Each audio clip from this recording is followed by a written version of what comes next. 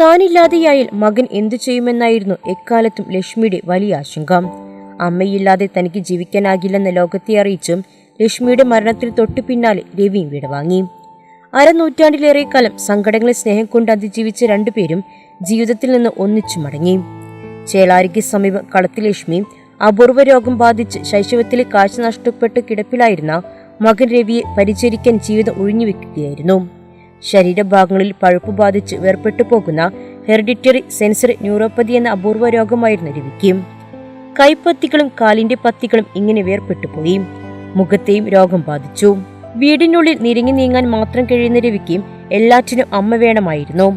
46 വർഷം മുമ്പ് ഭർത്താവ് കറപ്പൻ മരിച്ചതിനു ശേഷം ലക്ഷ്മി കൂലിവേല ചെയ്ത് മകനെ പട്ടിണിക്കിടാതെ നോക്കി.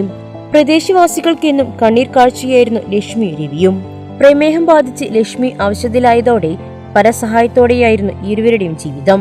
അസുഖം മൂർച്ഛിച്ച് ലക്ഷ്മി രവിയും ഒരാഴ്ചയായി തിരുരങ്ങാടി താലൂക്ക് ആശുപത്രിയിൽ ചികിത്സയിലായിരുന്നു. വെള്ളിയാഴ്ച കോഴിക്കോട് മെഡിക്കൽ കോളേജ് ആശുപത്രിയിൽ പ്രവേശിപ്പിച്ച ലക്ഷ്മി ശനിയാഴ്ച രാത്രിയിലാണ് മരണപ്പെട്ടത്. അമ്മയുടെ മരണാന്തര ചടങ്ങുകൾക്കായി ആശുപത്രിയിൽ നിന്ന് എത്തിച്ച രവിക്ക് തൊട്ടു പിന്നാലെ അസുഖം മൂർച്ഛിച്ചു. ഇന്നലെ ഉച്ചയോടെ മരണപ്പെട്ടു. ലക്ഷ്മിയുടെ പെൺമക്കളായ ശാന്തിയും സതിയും വിവാഹിതരാണ്.